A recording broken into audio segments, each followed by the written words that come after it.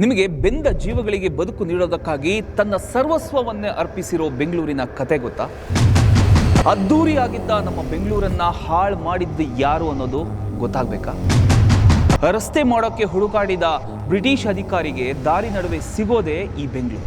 1537ರಲ್ಲಿ ನಾಡಪ್ರಭು ಕೆಂಪೇಗೌಡರು ಬರೀ ಬೆಂಗಳೂರನ್ನ ಮಾತ್ರ ಕಟ್ಟಲಿಲ್ಲ, ಬೆಂಗಳೂರು ಮಧ್ಯದಲ್ಲಿ ಈಗಲೂ ಕೂಡ ಒಂದು ನದಿ ಹುಟ್ಟಿದೆ. ರಾಜಧಾನಿಯಾಗಿದ್ದ ಮೈಸೂರಿನ ಜಾಗಕ್ಕೆ ಬೆಂಗಳೂರು ಬಂದಿದ್ದೇ ಒಂದು ರೋಚಕ. ಸಿಟಿ ಮಾರ್ಕೆಟ್ ಮೆಜೆಸ್ಟಿಕ್ ಜಾಗದಲ್ಲಿ ಯಾವ ಕೆರೆ ಇತ್ತು ಗೊತ್ತಾ ನಿಮಗೆ? ಬೆಂಗಳೂರಿಗೆ ಪ್ರತಿದಿನ ಎಷ್ಟು ಲೀಟರ್ ನೀರು ಬೇಕು ಗೊತ್ತಾ? ಯಾವ ವಾಟರ್ ಸ್ಟೇಷನ್ ಇಂದ ಬೆಂಗಳೂರಿಗೆ ಕಾವೇರಿ ನೀರು ತರಿಸ್ತಾರೆ, ಅದಕ್ಕೆ ಪ್ರತಿದಿನ ಸರ್ಕಾರ ಎಷ್ಟು ಖರ್ಚು ಮಾಡುತ್ತೆ ಗೊತ್ತಾ? 1975ರ ನಂತರ ಬೆಂಗಳೂರಿನ ದಿಕ್ಕೇ ಬದಲಾಗ್ತಾ ಹೋಯಿತು. ಇನ್ನು ಮುಂದೆ ಬೆಂಗಳೂರಿಗೆ ನೀರು ಬರೋದೇ ಡೌಟ್.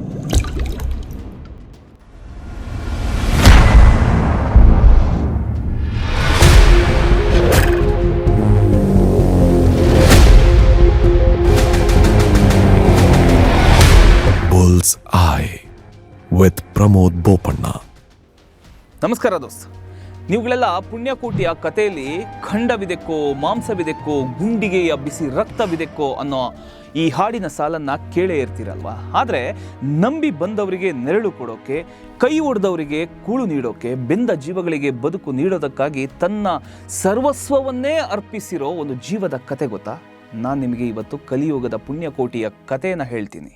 ಪರಿಚಯವೇ ಇಲ್ಲದವರಿಗೆ ತನ್ನ ಅಂಗಾಂಗಗಳನ್ನೇ ದಾನ ಮಾಡಿರೋ, ದೇಹಿ ಅಂದವರಿಗೆ ಅಕ್ಷಯ ಪಾತ್ರೆಯಾಗಿರೋ, ಇನ್ನೊಬ್ಬರಿಗಾಗಿ ತನ್ನನ್ನೇ ಅರ್ಪಿಸ್ಕೊಂಡಿರೋ ನಮ್ಮ ಬೆಂಗಳೂರು ಕಥೆನ ನೀವು ನೋಡಲೇಬೇಕು. ಆ್ಯಂಡ್ ನಾನು ಕೊಡ್ತಿರೋ ಇನ್ಫಾರ್ಮೇಷನ್ ನಿಮಗೆ ನಿಜಕ್ಕೂ ಇಷ್ಟ ಆಯಿತು ಅನ್ನೋದಾದರೆ, ನನ್ನ ಮತ್ತೆ ನೀವು ನೋಡಬೇಕು ಅಂದ್ಕೊಳ್ಳೋದಾದರೆ ಫಾಲೋ ಅಥವಾ ಸಬ್ಸ್ಕ್ರೈಬ್ ಮಾಡ್ಕೊಳ್ಳಿ. ಆಲ್ರೆಡಿ ಮಾಡ್ಕೊಂಡಿದ್ರೆ ಕಂಗ್ರ್ಯಾಚುಲೇಷನ್. ಮುಂದಕ್ಕೆ ಹೋಗೋಣ. ನೀರು ನೀರು ನೀರು, ಮಳೆ ಬಂದ್ರೆ ಸಾಕು, ಎಲ್ಲಿ ನೋಡಿದ್ರು ನೀರೇ. ಸಿಲಿಕಾನ್ ಸಿಟಿ ಬೆಂಗಳೂರಿನಲ್ಲಿ ಆಲಿಕಲ್ಲು ಸಹಿತ ಧಾರಾಕಾರ ಮಳೆ. ಅದೇ ಬೇಸಿಗೆ ಬಂದ್ರೆ ಹನಿ ನೀರಿಗೂ ಹಾಹಾಕಾರ ಶುರುವಾಗ್ಬಿಡುತ್ತೆ. Silicon valley is facing one of the worst water crisis. ನೀರೆಲ್ಲ 3 ತಿಂಗಳಾಯ್ತು. ಸಿಲಿಕಾನ್ ಸಿಟಿ ಬೆಂಗಳೂರಿಗೆ ಕುಡಿಯುವ ನೀರಿನ ಹಾಹಾಕಾರ ಸೃಷ್ಟಿಯಾಗಿದೆ. ಸಿಎಂ ಮನೆಯಲ್ಲೂ ಟ್ಯಾಂಕ್ ಖಾಲಿ. ಕುಡಿಯುವ ನೀರಿಗೆ ತೊಂದರೆ ಆಗದ ರೀತಿಯಲ್ಲಿ ಎಷ್ಟೇ ದುಡ್ಡು ಬೇಕಾದರೂ ಕೊಡ್ತೀವಿ ನಾವು. ಇನ್ನು ವರ್ಷ ಪೂರ್ತಿ ರಸ್ತೆಗಳಲ್ಲಿ ಟ್ರಾಫಿಕ್ ಜಾಮ್. ಬೆಂಗಳೂರಲ್ಲಿ ಹೆಜ್ಜೆ ಹೆಜ್ಜೆಗೂ ಒಂದೊಂದು ಸಮಸ್ಯೆಗಳ ದರ್ಶನ ಆಗ್ತಾನೆ ಇರುತ್ತೆ. ಅಷ್ಟಕ್ಕೂ ಈ ಸಮಸ್ಯೆಗಳಿಗೆ ಕಾರಣ ಯಾರು? ಅದ್ದೂರಿಯಾಗಿದ್ದ ಬೆಂಗಳೂರು ಹೇಗೆ ಅಧ್ವಾನ ಆಗ್ತಿದೆ ಅಂತ ಗೊತ್ತಾಗಬೇಕು ಅಂದರೆ ನೀವು ನಾನು ಹೇಳೋ ಈ ನಗರದ ಕಥೆನ ಇಲ್ಲಿಂದಲೇ ನೋಡಬೇಕು ದೋಸ್ತ್. ಅದು 18ನೇ ಶತಮಾನ. ಭಾರತದಲ್ಲಿ ಈಸ್ಟ್ ಇಂಡಿಯಾ ಕಂಪನಿ ಆಳ್ವಿಕೆ ಮಾಡ್ತಿದ್ದಂಥ ಕಾಲ ಅದು. ಅಂದಿನ ಗವರ್ನರ್ ಜನರಲ್ ಮದ್ರಾಸ್ ಪ್ರಾಂತ್ಯದ ಕ್ಯಾಪ್ಟನ್ಗೆ ಒಂದು ಸೂಚನೆಯನ್ನು ಕೊಡ್ತಾರೆ. ಮದ್ರಾಸ್ ಹಾಗೂ ಶ್ರೀರಂಗಪಟ್ಟಣದ ನಡುವೆ ಸರಕು ಸಾಗಾಟಕ್ಕೆ ಸೂಕ್ತ ರಸ್ತೆ ನಿರ್ಮಿಸೋಕೆ ಆದೇಶ ಕೊಡ್ತಾರೆ. ಶ್ರೀರಂಗಪಟ್ಟಣದಿಂದ ಮದ್ರಾಸಿಗೆ ರಸ್ತೆ ಮಾಡೋಕೆ ಹುಡುಕಾಡಿದ ಬ್ರಿಟಿಷ್ ಅಧಿಕಾರಿಗೆ ದಾರಿ ನಡುವೆ ಸಿಗೋದೇ ಈ ಬೆಂಗಳೂರು. ಆ ಹೊತ್ತಿಗೆ ಬೆಂಗಳೂರಿನ ಬಗ್ಗೆ ಬ್ರಿಟಿಷರಿಗೆ ಗೊತ್ತಿದ್ರೂ ಕೂಡ ಈ ನಗರದ ಆಳ ಅಗಲದ ಅಂದಾಜು ಇರಲಿಲ್ಲ. ಕೆರೆಗಳ ನಡುವೆ ಆವೃತ ಆಗಿದ್ದ ಈ ಬೆಂಗಳೂರನ್ನು ಬ್ರಿಟಿಷರು ಕರೆದಿದ್ದು 1000 ಕೆರೆಗಳು ನಾಡು ಅಂತ. ಎಸ್, ನಮ್ಮ ಬೆಂಗಳೂರು 1000 ಕೆರೆಗಳ ನಾಡು. ಯಾಕೆ ಅಂದರೆ 1537ರಲ್ಲಿ ನಾಡಪ್ರಭು ಕೆಂಪೇಗೌಡರು ಬರೀ ಬೆಂಗಳೂರನ್ನು ಮಾತ್ರ ಕಟ್ಟಲಿಲ್ಲ, ಅದಕ್ಕೆ ಪೂರಕವಾಗಿ ದಾರಿ ದಾರಿಯಲ್ಲೂ ಒಂದೊಂದು ಕೆರೆಗಳನ್ನು ಕಟ್ಟಿದ್ರು. ಧರ್ಮಾಂಬುದಿ ಕೆರೆ, ಕೆಂಪಾಬುದಿ ಕೆರೆ, ಹೆಬ್ಬಾಳ, ಮಡಿವಾಳ, ಯಡಿಯೂರು ಸೇರಿದಂತೆ ಬೆಂಗಳೂರಲ್ಲಿ 1000ಕ್ಕೂ ಹೆಚ್ಚು ಕೆರೆಗಳಿದ್ವು. ಕೆರೆಗಳಷ್ಟೇ ಅಲ್ಲ ದೋಸ್ತ್, ಬೆಂಗಳೂರಲ್ಲಿ ಒಂದು ನದಿ ಕೂಡ ಹರಿತಿತ್ತು. ಅದರ ಹೆಸರು ವೃಷಭಾವತಿ ಅಂತ. ಆದ್ರೀಗ ಆ ವೃಷಭಾವತಿ ನದಿಯನ್ನು ನಾವೆಲ್ಲ ಸೇರಿಕೊಂಡು ಮೋರಿ ಮಾಡಿಬಿಟ್ಟಿದ್ದೀವಿ. ಈ ಸ್ಥಿತಿಗೆ ಕಾರಣ ಏನಿರ್ಬೋದು ಅನ್ನೋದನ್ನು ಕೂಡ ನಾನು ಮುಂದೆ ಹೇಳ್ತೀನಿ.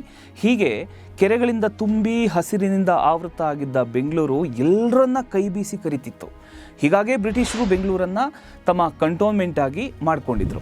ರಾಜ್ಯದಲ್ಲಿ ಬೆಂಗಳೂರಿಗಿಂತ ಮೊದಲು ದೇಶದಲ್ಲೇ ಗಮನ ಸೆಳೆದಂಥ ನಗರ ಅಂದರೆ ಅದು ಮೈಸೂರು. ರಾಜ್ಯದ ರಾಜಧಾನಿಯಾಗಿದ್ದ ಮೈಸೂರಿನ ಜಾಗಕ್ಕೆ ಬೆಂಗಳೂರು ಬಂದಿದ್ದೇ ಒಂದು ರೋಚಕ. ಸಮುದ್ರ ತೀರವೂ ಅಲ್ಲದ, ದಟ್ಟ ಕಾಡಿನ ಮಧ್ಯೆಯೂ ಇರದ, ಕೆರೆಗಳಿಂದ ಆವೃತ ಆಗಿದ್ದ ಬೆಂಗಳೂರು ಜನವಸತಿಗೆ ಬಹಳ ಯೋಗ್ಯ ಆದ ಸ್ಥಳ. ಬೆಂಗಳೂರಲ್ಲಿ ಶುರುವಾದ ಮೊದಲ ಅತಿದೊಡ್ಡ ಸಂಸ್ಥೆ ಅಂದರೆ ಇಂಡಿಯನ್ ಇನ್ಸ್ಟಿಟ್ಯೂಟ್ ಆಫ್ ಸೈನ್ಸ್. 1911ರಲ್ಲಿ ಬೆಂಗಳೂರಲ್ಲಿ ಜೆಮ್ಶೆಡ್ಜಿ ಟಾಟಾರವರು ಭಾರತೀಯ ವಿಜ್ಞಾನ ಸಂಸ್ಥೆ ಆರಂಭಿಸಿದ ಬಳಿಕ ಒಂದೊಂದೇ ಕಾರ್ಖಾನೆಗಳು, ಸಂಸ್ಥೆಗಳು ನಮ್ಮ ಬೆಂಗಳೂರಿನಲ್ಲಿ ತಲೆ ಎತ್ತೋದಕ್ಕೆ ಶುರು ಮಾಡಿದ್ವು. ಮೈಸೂರು ಸ್ಯಾಂಡಲ್ ಸೋಪ್ ಫ್ಯಾಕ್ಟರಿ ಬಂತು, ಹಿಂದೂಸ್ತಾನ್ ಏರೋನಾಟಿಕ್ ಸಂಸ್ಥೆ ಅಂದರೆ HAL ಬಂತು, ಇಸ್ರೋ, BEL ಸೇರಿದಂತೆ ಕೇಂದ್ರ ಸರ್ಕಾರದ ಪ್ರಮುಖ ಸ್ಥಳಗಳಿಗೆ ತವರಿನಂತೆ ಆಗಿದ್ದು ನಮ್ಮ ಬೆಂಗಳೂರು. 1975ರ ನಂತರ ಬೆಂಗಳೂರಿನ ದಿಕ್ಕೇ ಬದಲಾಗ್ತಾ ಹೋಯಿತು. 1978ರಲ್ಲಿ ಎಲೆಕ್ಟ್ರಾನ್ ಸಿಟಿಯನ್ನು ಹುಟ್ಟುಹಾಕಿದ್ರು. ಕೋನಪ್ಪನ ಅಗ್ರಹಾರ, ದೊಡ್ಡ ತೇಗೂರು ಹಳ್ಳಿಗಳ ನಡುವೆ ಸುಮಾರು 332 ಎಕರೆ ಜಾಗದಲ್ಲಿ ಎಲೆಕ್ಟ್ರಾನಿಕ್ ಸಿಟಿಯನ್ನು ಕಿಯಾನಿಕ್ಸ್ ಆರಂಭಿಸಿತು. ಆ ಬಳಿಕ ಅಮೆರಿಕದ ಟೆಕ್ಸಸ್ ಕಂಪನಿ, ಇನ್ಫೋಸಿಸ್ನಂತಹ ಸಂಸ್ಥೆಗಳು ಬೆಂಗಳೂರಲ್ಲಿ ತಲೆ ಎತ್ತಿದ್ವು. ನಿಮಗೆ ಗೊತ್ತಿದೆಯೋ ಇಲ್ವೋ ಗೊತ್ತಿಲ್ಲ, 1991 ಹಾಗೂ 92ರಲ್ಲಿ ಬೆಂಗಳೂರಲ್ಲಿ 13 IT ಕಂಪನಿಗಳು ಶುರುವಾದವು. ಆ ಕಾಲದಲ್ಲೇ ವರ್ಷಕ್ಕೆ 16 ಕೋಟಿ ವಹಿವಾಟನ್ನು ಈ ಕಂಪನಿಗಳು ನಡೆಸ್ತಿದ್ವು. 30 ವರ್ಷದ ಹಿಂದೆ IT ಸೆಕ್ಟರ್ನಲ್ಲಿ ದುಡಿತಿದ್ದ ಜನರ ಸಂಖ್ಯೆ ಕೇವಲ 2,000 ಮಾತ್ರ. ಆದರೆ 5 ವರ್ಷದಲ್ಲಿ IT ಸೆಕ್ಟರ್ನ ವಹಿವಾಟು 3,500 ದಾಟ್ತು. ಅದರಲ್ಲೂ 2001ರಿಂದ 2010ರ ನಡುವಿನ ಕಾಲ ಇದೆಯಲ್ಲ, ಅದು IT ದುನಿಯಾಗೆ ಒಂದು ಸುವರ್ಣ ಯುಗ. ವಿಶ್ವದ ಪ್ರತಿಷ್ಠಿತ ಸಂಸ್ಥೆಗಳು ಬೆಂಗಳೂರಲ್ಲಿ ತಮ್ಮ ಕಚೇರಿಗಳನ್ನು ತೆರೆದವು. ಸಾವಿರಾರು ಜನರು ಬೆಂಗಳೂರಿಗೆ ಬಂದರು. ಉದ್ಯಾನ ನಗರಿ ಬೆಂಗಳೂರು ಸಿಲಿಕಾನ್ ವ್ಯಾಲಿ ಆಗಿ ಬದಲಾಯಿತು. Now Bangalore is increasingly being called the Silicon Valley of India. ದೋಸ್ತ್, 2022ರ ಡಾಟಾ ಪ್ರಕಾರ ಬೆಂಗಳೂರಲ್ಲಿ 1,400ಕ್ಕೂ ಹೆಚ್ಚು IT-BT ಕಂಪನಿಗಳಿವೆ. 40 ಲಕ್ಷಕ್ಕೂ ಹೆಚ್ಚು ಜನರು IT ಕಂಪನಿಗಳಲ್ಲಿ ದುಡಿತಿದ್ದಾರೆ. IT ಕಂಪನಿಗಳ ವಹಿವಾಟು ಪ್ರತಿ ವರ್ಷ 6,30,000 ಕೋಟಿ ದಾಟಿದೆ. ಇಂದು ಇಡೀ ದೇಶದ IT ವಲಯದಲ್ಲಿನ ವಹಿವಾಟಲ್ಲಿ 40% ಬೆಂಗಳೂರಲ್ಲೇ ನಡೆಯುತ್ತೆ.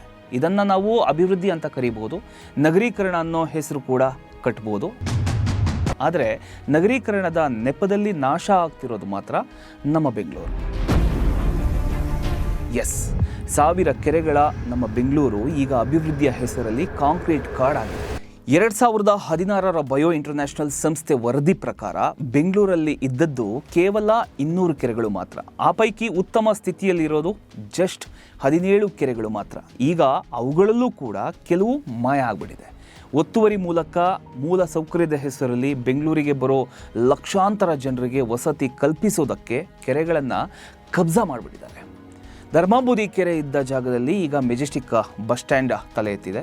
ಸಿದ್ದಿಕಟ್ಟೆ ಕೆರೆ ಇದ್ದ ಜಾಗ KR ಮಾರ್ಕೆಟ್ ಆಗಿದೆ. ಯಾವಾಗ ಕೆರೆಗಳನ್ನು ಧ್ವಂಸ ಮಾಡಿ ಕಟ್ಟಡಗಳನ್ನು ನಿರ್ಮಿಸಿದ್ರೋ ಆಗಲೇ ಬೆಂಗಳೂರಿಗೆ ಶುರುವಾಗಿದ್ದು ನೀರು ಅನ್ನುವಂಥ ಒಂದು ಸಮಸ್ಯೆ. ದೋಸ್ತ್, ಬೆಂಗಳೂರಲ್ಲಿ ಸದ್ಯ 1,40,00,000ಕ್ಕೂ ಹೆಚ್ಚು ಜನರಿದ್ದಾರೆ. ಬೆಂಗಳೂರಿಗೆ ಪ್ರತಿದಿನ 2,632 ಮಿಲಿಯನ್ ಲೀಟರ್ನಷ್ಟು ನೀರು ಬೇಕು. ವರ್ಷಕ್ಕೆ ಹತ್ರ 15 TMCಯಷ್ಟು ನೀರು ಬೇಕು. ಈ ಪೈಕಿ ಕಾವೇರಿ ನದಿಯಿಂದ ಬೆಂಗಳೂರಿಗೆ 1,500 ಮಿಲಿಯನ್ ಲೀಟರ್ಗಿಂತಲೂ ಹೆಚ್ಚು ನೀರು ಬರುತ್ತೆ.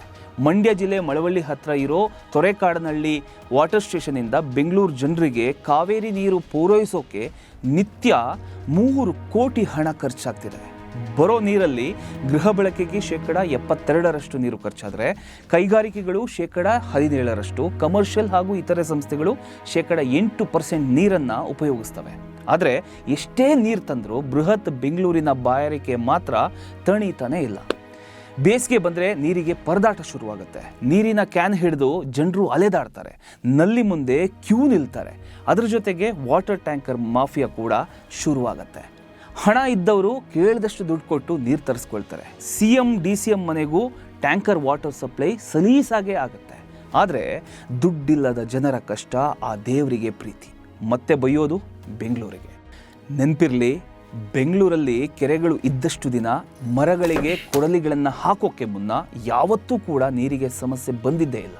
ಆದರೆ ಕೆರೆಗಳನ್ನು ಮುಚ್ಚಿ ಮರಗಳನ್ನು ಕಡಿತಿದ್ದಂತೆ ನೋಡಿ ಇದೆಲ್ಲ ಶುರು ಆಗ್ತಾ ಹೋಯಿತು.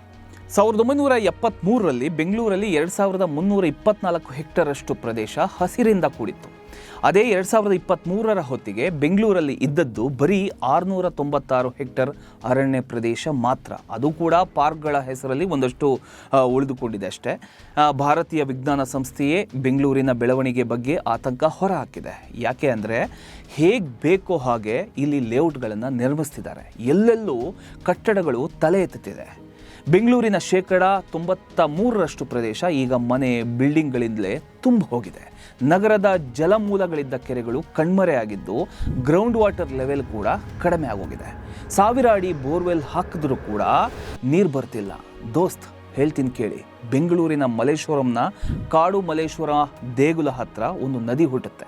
ಆ ನದಿಯ ಹೆಸರು ವೃಷಭಾವತಿ ಅಂತ. ನಗರದ ಮಧ್ಯೆ ಹುಟ್ಟಿ ಹಲವು ಏರಿಯಾಗಳಲ್ಲಿ ಶುದ್ಧವಾಗಿ ಹರಿತಾ ಕನಕಪುರದಲ್ಲಿ ಅರ್ಕಾವತಿ ನದಿ ನೀರನ್ನು ವೃಷಭಾವತಿ ನದಿ ಸೇರಿಕೊಳ್ತಿತ್ತು. ಆದರೆ ಈಗ ಬೆಂಗಳೂರು ಬೆಳೆದಂಥ ಪರಿಗೆ ಆ ನದಿಯೇ ಕಣ್ಮರೆ ಆಗ್ಬಿಟ್ಟಿದೆ.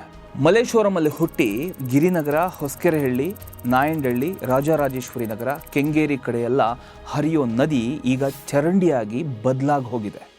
ಕೆಂಗೇರಿ ಬಳಿ ಹರಿಯೋ ನದಿಯ ಹತ್ರಕ್ಕಂತೂ ಹೋಗೋದಕ್ಕೆ ಆಗಲ್ಲ ಬಿಡಿ. ಅಷ್ಟರ ಮಟ್ಟಿಗೆ ಕಲುಷಿತ ಆಗಿ ವೃಷಭಾವತಿ ವಿಷಮಯ ಆಗ್ಬಿಟ್ಟಿದೆ.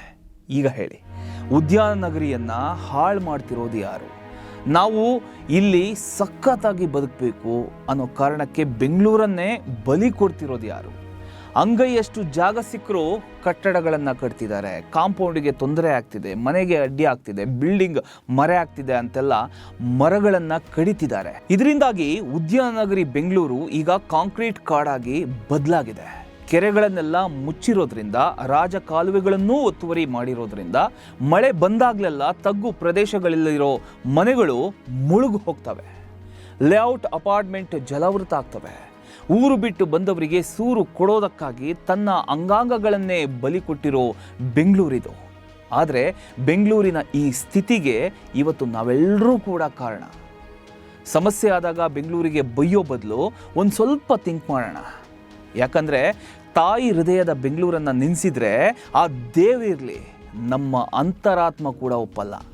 ಸರಿ, ಮುಂದಿನ ಕಥೆಯಲ್ಲಿ ಸಮಸ್ಯೆಗಳ ಜೊತೆ ಒಂದಿಷ್ಟು ಸೊಲ್ಯೂಷನ್ ಬಗ್ಗೆ ಕೂಡ ಮಾತನಾಡಬೇಕು ಅಂದ್ಕೊಂಡಿದ್ದೀನಿ. ನೋಡೋಣ. ಜೈ ಹಿಂದ್, ಜೈ ಕರ್ನಾಟಕ ಮಾತೆ. ನಮಸ್ಕಾರ.